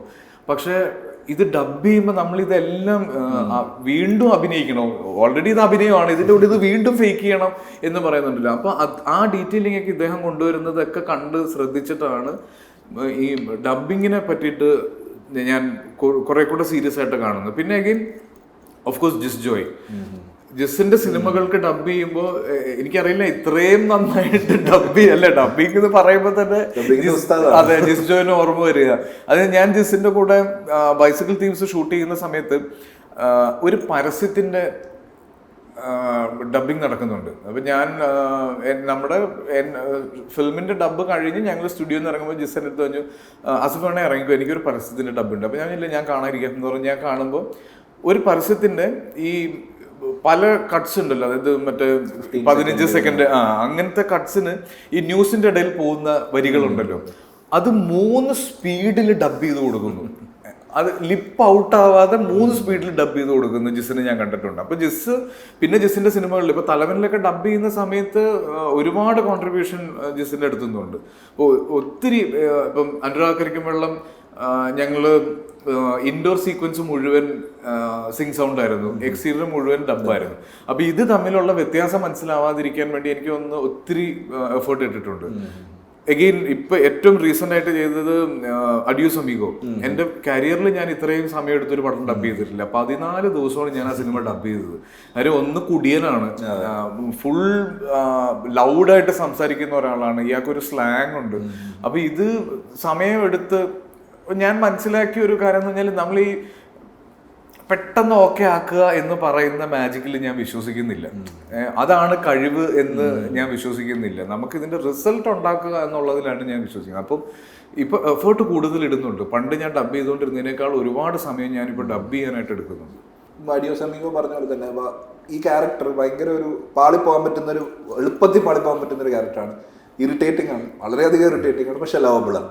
അയാളോടൊരു സ്നേഹവും തോന്നണം, അയാളുടെ ഒരു ചൊറി സ്വഭാവം കൂടെ കിട്ടണം, ഈ സ്ലാങ്ങും പിടിക്കണം, ത്രൂ ഔട്ട് ആ കൺസിസ്റ്റൻസി മെയിൻറ്റെയിൻ ചെയ്യണം. കള്ളു പിടിച്ചിട്ടുണ്ട്. ഇത് ഇപ്പം പറയുമ്പോൾ കാണുമ്പോൾ എളുപ്പമാണെന്ന് തോന്നുന്നെങ്കിലും ചെയ്യാൻ വളരെയധികം എനിക്ക് തങ്കം ഈ പ്രിൻസിനെ പറ്റി പറയുമ്പോൾ തന്ന ഈ കറക്റ്റ് വാക്കാണ് നീ പറഞ്ഞത്. അതായത് ഇയാൾ ഭയങ്കര ഇറിറ്റേറ്റിംഗ് ആണ്, പക്ഷെ ലൈക്കബിൾ ആണ്.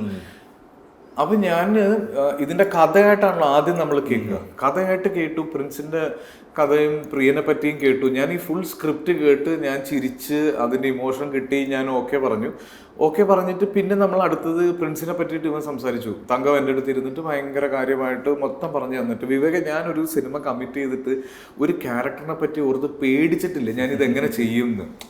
നമ്മളെ ഹെൽപ്പ് ചെയ്യാൻ പറ്റും എല്ലാവർക്കും, പക്ഷെ ഇതിൽ എന്നെ ഹെൽപ്പ് ചെയ്യാൻ ആർക്കും പറ്റില്ല ഈ ക്യാരക്ടറിന്. അതായത് ഒരു ഗിമ്മിക്കും ഇതിന് കാണിക്കാൻ പറ്റില്ല. ഞാൻ ഈ ഒരുപാട് സ്ഥലങ്ങളിൽ ഞാൻ പറഞ്ഞതാണ് ഇത്. ഇപ്പുറത്തെ അയ്യപ്പ ബൈജുവും ഇപ്പുറത്തെ സാഗർ കോട്ടപ്പുറമാണ് നിൽക്കുന്നത്. മലയാളത്തിൽ ഞാൻ കണ്ട ഏറ്റവും രസമുള്ള കള്ളുകൂടിയൻ സാഗർ കോട്ടപ്പുറമാണ്. അത് ഞാൻ അഴിഞ്ഞാടുക എന്ന് പറയില്ലേ, രണ്ടിലേക്കും പോവാത്ത രീതിയിൽ ഒരു ക്യാരക്ടറിനെ മോൾഡ് ചെയ്ത് എടുക്കുക എന്നുള്ളതായിരുന്നു ഏറ്റവും വലിയ പണി. നമുക്ക് കാണുമ്പോൾ തോന്നും അയ്യോ ആസിഫ് പാളിപ്പോവോ എന്ന് നമുക്ക് തന്നെ ഒരു പേഴ്സണൽ പേടി വന്നിട്ട്, പക്ഷെ ഭയങ്കര ബ്യൂട്ടിഫുൾ ആയിട്ട് ആസിഫ് ഹാൻഡിൽ ചെയ്യുന്ന. എനിക്ക് അതും ഈ പെഗിന്റെ ലെവൽ അനുസരിച്ച് ഇതിന്റെ മീറ്റർ മാറണം. ഇത് ഇറങ്ങുമ്പോ ഇതൊന്നും അല്ലാത്ത ഒരാളാവണം. അത് മീൻ ഭയങ്കരമായിട്ട് തങ്കം അതിനെ ഹെൽപ്പ് ചെയ്തിട്ടുണ്ട്. തങ്കം വന്നിട്ട് പല സമയത്ത് നമ്മള് ആദ്യത്തെ ദിവസങ്ങളിലൊക്കെ ആദ്യത്തെ ഷൂട്ട് തുടങ്ങിയത് വൈറ്റിലാണ്, ഹബില്, ബസ് സ്റ്റാൻഡില്. അപ്പം ഈ ആദ്യത്തെ 2-3 ഷോട്ടൊക്കെ കഴിയുമ്പോഴത്തേക്കും തങ്കം ഓപ്പണപ്പാവും മച്ചാനെ, ഓപ്പണപ്പാവും, കുറച്ചും കൂടെ ഓപ്പണപ്പാവും ഇതിങ്ങനെ അപ്പൊ ഞാൻ തങ്കം എനിക്ക് മനസ്സിലാവുന്നതൊക്കെ എന്താ ചെയ്യേണ്ടത്. ശരിക്കും എനിക്ക് തോന്നുന്നു ഒരു പരിധി വരെയൊക്കെ ആവേശം കണ്ടിട്ട് കിട്ടിയൊരു ധൈര്യമുണ്ട്. നമുക്കൊരു കറക്റ്റ് മീറ്ററിലേക്ക് നമ്മൾ എത്തുവാണെങ്കിൽ ലൗഡ് ആയാലും കുഴപ്പമില്ല എന്നുള്ളത്. അതേപോലെ ഇപ്പോൾ ലെവൽ ക്രോസ് നോക്കുകയാണെങ്കിൽ നേരെ ഓപ്പോസിറ്റാണ്. ഡയലോഗ്സ് തീരെ കുറവ്, വളരെ ഇന്റേണലാണ് അതിൻ്റെ പ്രോസസ്സ്. ഇയാളുടെ രൂപം തന്നെ ഒരു ഭയങ്കര വികൃതമായിട്ടുള്ളൊരു രൂപമാണ്, ഒറ്റയ്ക്ക് ജീവിക്കുന്ന മനുഷ്യനാണ്. അതിന്റെ ബ്രീഫും അതിലേക്കുള്ള ആ ക്യാരക്ടറിലേക്ക് എത്തിയത് എങ്ങനെ? ഞാൻ കൂമൻ ഷൂട്ട് ചെയ്തുകൊണ്ടിരിക്കുമ്പോൾ കൂമനിൽ അസോസിയേറ്റ് ഡയറക്ടർ ആയിരുന്നു അർഫാസ്, കോ ഡയറക്ടർ. അപ്പം ഞാനിങ്ങനെ അർഫാസിനെ കാണാൻ, നമുക്ക് സിനിമയിലൊക്കെ അർഫാസിനെ കണ്ടിട്ടുണ്ട്, മനസ്സിലാവും നമുക്ക് ഭയങ്കര ലവബിൾ ആയിട്ടുള്ള ഭയങ്കര അതന്നെ ആ മോതിരം. അപ്പം അർഫാസ് ബോംബെയിലായിരുന്നു കുറേ നാള് ലൈഫിന്റെ. അപ്പം അർഫാസിന്റെ ഡ്രസ്സിങ്ങും എല്ലാം ലൊക്കേഷനിലുള്ള മൊത്തത്തിലുള്ള അപ്പിയറൻസ് ഒരു ബോംബെക്കാരനാണ്. അപ്പൊ ഈ അർഫാസ് എൻ്റെ അടുത്ത് ഒരു ദിവസം പറഞ്ഞു, ആസി ഞാനൊരു സബ്ജക്റ്റ് പറയട്ടെ എന്ന് ചോദിച്ചു. അപ്പോഴും എൻ്റെ മനസ്സിൽ ഒരു ബോളിവുഡ് റോംകോം ആയിരിക്കും ഇയാൾ പറയാൻ പോകുന്നത് എന്നുള്ളതിലാണ് ഞാൻ നിൽക്കുന്നത്. അപ്പോൾ ഞാൻ അങ്ങോട്ട് ചോദിക്കാനിരിക്കുമായിരുന്നു നമുക്കൊരു സിനിമ ചെയ്യേണ്ടതെന്ന്. അപ്പോൾ അർഫാസ് വന്ന റൂമിൽ ഒരു ദിവസം നേരത്തെ ഷൂട്ട് കഴിഞ്ഞപ്പോൾ എൻ്റെ അടുത്ത് ഈ സബ്ജക്റ്റ് പറഞ്ഞിട്ട് ഞാനിതിങ്ങനെ കേട്ടിട്ട്, ഇത് നമ്മൾ സിനിമയെ കാണുമ്പോഴാണ് ഇത് ഇത്രയും വലുതായിട്ട് പറയുന്നത്. മറ്റേ നറേഷനിൽ ഇതിൻ്റെ അകത്ത് വയലൻസ് മാത്രമാണ് എൻ്റെ തലയിൽ കയറുന്നത്. ഞാനിങ്ങനെ കേട്ടിട്ട് ട്വിസ്റ്റും വയലൻസും ആണ് എൻ്റെ തലയിലേക്ക് പോകുന്നത്. അപ്പം ഞാനെടോ ഇത് താൻ ശരിക്കും ഇങ്ങനത്തെ ഒരാളാണോ എന്നിട്ട് അർഫാസ് പറഞ്ഞു, അല്ല ഇത് ഞാൻ ആദ്യമായിട്ട് ചെയ്യാൻ പറ്റൊരു സിനിമ ഇതാണ്.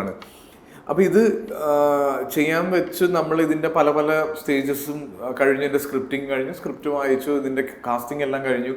ലൊക്കേഷൻ എവിടെയാണെന്നുള്ള ചോദ്യം വന്നപ്പോൾ ഇത് ആദ്യം രാജസ്ഥാനിൽ ചെയ്യാം എന്നുള്ള പ്ലാൻ വന്നു. അപ്പോൾ രാജസ്ഥാനിൽ ചെയ്യുന്ന, അപ്പോൾ ഇതിൻ്റെ ഇടയിലാണ് ഇവർ റാമിൻ്റെ റെക്കിക്ക് വേണ്ടിയിട്ട് മൊറോക്കോ, ടുണീഷ്യ പോകുന്നത്. അപ്പോൾ അവിടെ ടുണീഷ്യയിലെത്തിയപ്പം ഇവർ കാണുന്നത് ഒരു റെയിൽവേ ട്രാക്കുള്ള, മറ്റേ സഹാറ ഡെസേർട്ട് തുടങ്ങുന്ന അവിടെ ഒരു റെയിൽവേ ട്രാക്കുണ്ട്. ആ സ്ഥലം ഭയങ്കര ഷൂട്ടിംഗ് ഫ്രണ്ട്ലി ആണ്, നമുക്ക് കോസ്റ്റ് എഫക്റ്റീവ് ആണ്. അവിടെ ടൂറിസം പ്രൊമോഷൻ ഉണ്ട്. അവിടെയാണ് ഇന്ത്യൻ ജോൺസും സ്റ്റാർ വാർസ് ഒക്കെ ഷൂട്ട് ചെയ്തിട്ടുള്ളത്. അപ്പം അപ്പോൾ അർഫാസ് എന്നെ വിളിച്ചു കഴിഞ്ഞാൽ അസി ഇങ്ങനെ ഒരു സ്ഥലമുണ്ട് നമുക്ക്. അപ്പം ഞാൻ പറഞ്ഞു അടിപൊളിയായിരിക്കും, നമുക്ക് ഒന്ന് ഈ സിനിമ എവിടെയാണെന്ന് നമ്മൾ കമ്മിറ്റ് ചെയ്യുന്നില്ല, ജോഗ്രഫി കമ്മിറ്റ് ചെയ്തില്ല. അപ്പം ഞങ്ങൾ ഓക്കെ, ഞാൻ അടിപൊളിയായിരിക്കുന്നു. അങ്ങനെ നമ്മളിത് ഷൂട്ട് ചെയ്യാൻ പ്ലാൻ ചെയ്യുന്നു. ഈ ക്യാരക്ടറിൻ്റെ പയ്യെ ഇതിൻ്റെ ക്യാരക്ടർ സ്കെച്ചൊക്കെ മേക്കപ്പ് ആർട്ടിസ്റ്റ് കൊണ്ടുതരുന്നു, കോസ്റ്റ്യൂം തരുന്നു. അപ്പോൾ ഇയാളുടെ മാനറിസംസിനൊക്കെ നമ്മളിങ്ങനെ പിടിക്കുന്നു. ശരിക്കും അന്ന് ലൊക്കേഷനിൽ എത്തിക്കഴിഞ്ഞിട്ടാണ് ആ ക്യാരക്ടർ എനിക്ക് മനസ്സിലാവുന്നത്. കാര്യം ഒന്ന് ഈ വീടിരിക്കുന്ന സ്ഥലം ഒരു ഡെസേർട്ടിന്റെ നടുക്കാണ് സെറ്റ് ഇട്ട് വെച്ചേക്കുന്നത്. അപ്പൊ ഈ ഒറ്റയ്ക്ക് താമസിക്കുന്ന ഒരാൾ എന്നുള്ളത് എങ്ങനെ നമുക്ക് ഒരിക്കലും എന്നെ അറിയാലോ, ഞാൻ എൻ്റെ ലൈഫിൽ മിണ്ടാതിരിക്കുന്നില്ലേ. അപ്പൊ ഇത് എങ്ങനെയാണ് ഇത് സംസാരിക്കുക, അല്ല എങ്ങനെ ഇത് അപ്പം ഞാൻ ഈ ലൊക്കേഷനിൽ എത്തിക്കഴിഞ്ഞിട്ടാണ് ഈ ഒന്ന് സിങ് സൗണ്ടാണ്. അപ്പൊ ഈ പിൻ ഡ്രോപ്പ് സൈലൻസ് ഷോട്ടിന് മുന്നേ കിട്ടും. ഈ ഷോട്ടിന് ഫസ്റ്റ് ഷോട്ട് എടുക്കുന്നതിന് മുന്നേ ഈ കാറ്റ് മാത്രമാണ് കേൾക്കുന്നത്. അതിൽ നിന്നാണ് ശരിക്കും ഇതിൻ്റെ ഈ ക്യാരക്ടറിനെ പറ്റിയിട്ട് നമുക്ക് മനസ്സിലാവുന്നത്. പിന്നെ ഇയാൾ അധികം ആൾക്കാരോട് സംസാരിച്ചിട്ടില്ല. അപ്പോൾ അത് ഞാൻ ഈ ആദു സംസാരിച്ച് തുടങ്ങുന്ന സമയത്ത് ഇവൻ ഇങ്ങനൊരു പരിപാടി ഉണ്ടായിരുന്നു. ആദ്യം ഇവൻ ഈ സംസാരിക്കുന്നതിന് മുന്നേ ഇവൻ ആദ്യം പറഞ്ഞു നോക്കും. പറഞ്ഞു നോക്കിയിട്ടാണ് നമ്മുടെ അടുത്ത് പറയുക. അപ്പൊ അതാണ് ശരിക്കും ആ സിനിമയിൽ ഞാൻ ഉപയോഗിച്ചിരിക്കുന്നത്. മനസ്സിൽ ഇപ്പം ഓരോ ഡയലോഗ് പറയുന്നതിന് മുന്നേ ഞാൻ അതെന്താ അങ്ങനെ എന്നുള്ള സാധനം മനസ്സിൽ ആദ്യം ഈ ഡയലോഗിന്റെ ആക്ച്വൽ ടൈമിങ് കൊടുത്തിട്ടാണ് പിന്നെ പുറത്ത് പറയുന്നത്. അത് അങ്ങനെ വന്ന് പിന്നെ അർഫാസും ഇതുപോലെയാണ്. അർഫാസ് ഭയങ്കര പെർഫോം ചെയ്യാനുള്ളൊരു സ്പേസ് തരും. അപ്പം നമ്മൾ എല്ലാവരും ഈ ഒരു പോയിന്റ് കഴിഞ്ഞപ്പോൾ, അതായത് നമ്മൾ അവിടെ ഷൂട്ട് തുടങ്ങുന്നതിന് ഒരു 5-6 ദിവസം മുന്നേ എത്തി. നമുക്കൊരു സ്ക്രിപ്റ്റ് റീഡിങ് സെക്ഷൻസ് എല്ലാവരും തമ്മിലുണ്ടായിരുന്നു. അപ്പോൾ ഇതിൻ്റെ അകത്തുള്ള ഓരോരുത്തരുടെ ഇൻവോൾവ്മെന്റ് കൂടി വന്നൊരു ഹെൽത്തി ആയിട്ടുള്ളൊരു കോമ്പറ്റീഷൻ വന്നു അവിടെ. അമലക്ക് മറ്റേ ഞാൻ ചിലടും ഓക്കെ എനിക്ക് അതിന്റെ മേളിൽ ചെയ്യണം, ഷർഫ് വരുന്നു, ഷർഫ് അത് ഭയങ്കര രസം. പിന്നെ ഞങ്ങളെല്ലാവരും ഇതിൽ ട്രിപ്പ് ചെയ്യാൻ തുടങ്ങി. കഥയും ഇതിൽ ആരാണ് സൈക്കോ. പിന്നെ അപ്പു പ്രഭാകർ എന്ന് പറഞ്ഞ DOP, എനിക്ക് ശരിക്കും അപ്പു ആ ജോഗ്രഫി ഉപയോഗിച്ചിരിക്കുന്നതിന്റെ ഒരു ഭംഗിയുണ്ടല്ലോ. എനിക്ക് ഒരു ഇംഗ്ലീഷ് ഫിലിം കാണുന്നതിന്റെ എല്ലാ മൂഡും അതിൽ കിട്ടി. അത് ശരിക്കും എനിക്ക് തോന്നുന്നു ആ സിനിമ നമ്മൾ ആസ്വദിക്കുന്നതിന്റെ ഒരു റിഫ്ലക്ഷൻ എപ്പോഴും നമ്മുടെ ഫൈനൽ പ്രൊഡക്റ്റിൽ ഉണ്ടാവുമെന്ന് പറയില്ല. അതാണ് ശരിക്കും അതിൽ സംഭവിച്ചത്. സിനിമകൾ സംസാരിക്കട്ടെ എന്നുള്ള ഒരു മടിയൻ തീരുമാനത്തിലാണ് ഞാനുള്ളത്. ഡെഫിനറ്റ്ലി നമ്മൾ കംഫർട്ട് സോൺ ബ്രേക്ക് ചെയ്ത് പുറത്ത് പോയാലേ നമുക്ക് ബെറ്റർ റിസൾട്ട്സ് ഉണ്ടാവുള്ളൂ എന്നുണ്ട്. പക്ഷെ സിനിമയിൽ ആ റിസ്ക് എടുക്കാൻ എനിക്കൊരു പേടി എപ്പോഴും ഉണ്ട്. കാര്യം ഞാനൊരു ഷോർട്ട് ടൈമിലേക്ക് ഇവിടെ വന്ന ആളല്ല, ഞാനൊരു ലോങ് ടേമിൽ നിൽക്കാൻ വന്ന ആളാണ്. പിന്നെ ഒരു സിനിമയുടെ പോസ്റ്ററിന്റെ എവിടെയെങ്കിലും ഒരു സൈഡിൽ ഏതെങ്കിലും ഒരു OTT പ്ലാറ്റ്ഫോമിന്റെ കാർഡ് കണ്ടാൽ ഇത് ന്യൂസ് കഴിയുമ്പോൾ കാണാം. അന്നത്തെ എൻ്റെ ഒരു തലതെറിച്ച ലുക്കിൽ ഒരു മലയാളത്വം കുറവുണ്ട് എന്നുള്ളത് കൊണ്ട് അതിൽ നിന്ന് മാറിപ്പോയതാണ്. ഇത് കഴിഞ്ഞിട്ട് ഈ ഡോറ് തുറക്കുമ്പോൾ ഞാൻ ഈ ലേബർ റൂം തുറക്കുമ്പോൾ ഞാനിങ്ങനെ നോക്കും. എന്നിട്ട് അശ്വതി ഓക്കെയാണ് ഞാനാണ്. മമ്മൂക്കയുടെ ഹെയർ സ്റ്റൈല് ശരിക്കും കമൽ സാറിന്റെ ഹെയർ സ്റ്റൈല് കണ്ടിട്ടാണ് അന്ന് അങ്ങനെ ഒരു വിഗ് ചെയ്യിപ്പിച്ചത്.